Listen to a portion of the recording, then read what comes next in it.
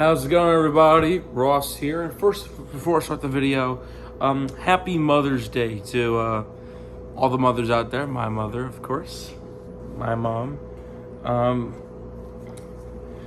And yeah, let's get started with the throwback race at Darlington. Just getting something. Okay.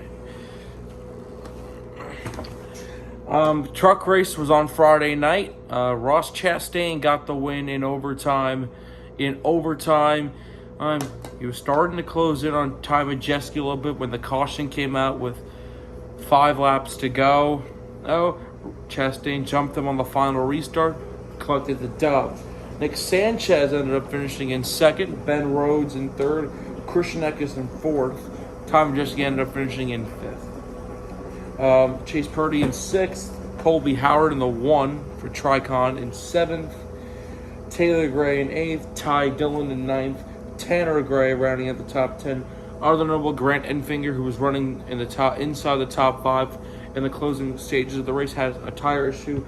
He ends up finishing in 16th. DNFing, Corey Heim, Dean Thompson, Rajah Caruth, and Matt Crafton in the big one with maybe 30 laps to go. And then Kyle Busch in his 5th and final truck race of the season. He was battling for the lead and crashed on lap 2. Oh boy.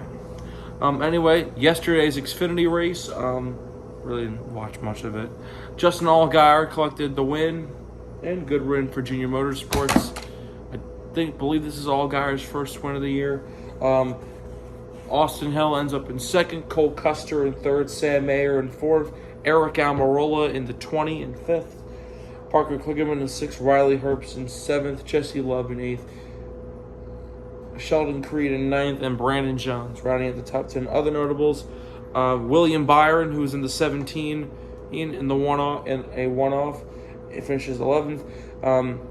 Taylor Gray, who was in the 19, ends up 18th, and Carson Kvapil, who was in the 88 for Junior Motorsports, ends up in 19th.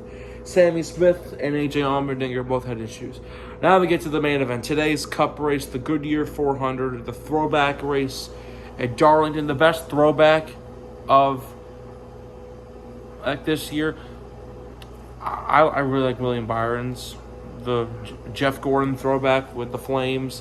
From that Gordon ran from 2009 to 2012, from 2011. It looks clean. Also like Kyle Larson's throwback to Terry Labonte from the 90s. But we're going to talk about racing, and boy, did it get, the tensions were boiling at the end. It was the Tyler Reddick show. For pretty much the entire race. He started on the pole. Kyle Larson did win stage 1, but Reddick basically had control of this race. And having the number 1 pit stall helped him a lot. So then late in the race with 40 to go, Brad Keselowski was able to run him down, take the lead. Let me remind you that Ford still hasn't won yet this year, and up until this point, and Brad Keselowski hasn't won in over 3 years, since 2021. He was still with Penske at that time. But the caution came out. Kyle Larson, of all people, spun out. Ryan Blaney also had issues. He was pretty pissed off about that. So did Zane Smith. But then pit stops. Tyler Reddick retook the lead on pit stops, because that number 1 pit stall does wonders for you if you have a good pit stop.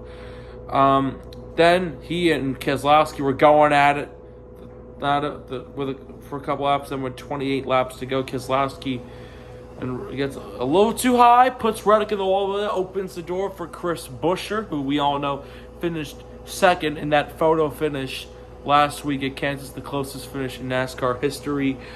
So he wanted this win bad. He wanted some redemption. Then with about 8 laps to go, Tyler Reddick gets back to Buescher. He sends it in there. Reddick basically puts Buescher in the wall. Both of them have tire issues. Both of them ended up finishing outside the top 20 because of it. Brad Keselowski retakes the lead and gets the win. Brad Keselowski with his first win since Talladega in April of 2021. Ford's first win of all of 2024. And you know that win felt very good for Brad Keselowski. But, you know, his teammate Chris Buescher, very pissed off at Tyler Reddick for how he raced him. Buescher, after the race, came up to Tyler Reddick, pushed him, got all up in his face. But Reddick was able to calm him down, and all was civilized. No punches were thrown. Although if punches were thrown, oh boy, that would have been crazy. But yeah, I give Darlington an 8 out of 10, and the end of the race delivered, and it shows why Darlington is a classic, an all-time classic. You can never tame the Lady in Black. That's it for me. 2 more weeks till I head to Charlotte for the Coca-Cola 600. And I'll be back here next week for the All-Star race at North Wilkesboro. So, this is Ross Belkin signing off. Happy Mother's Day, everybody. And see you next time.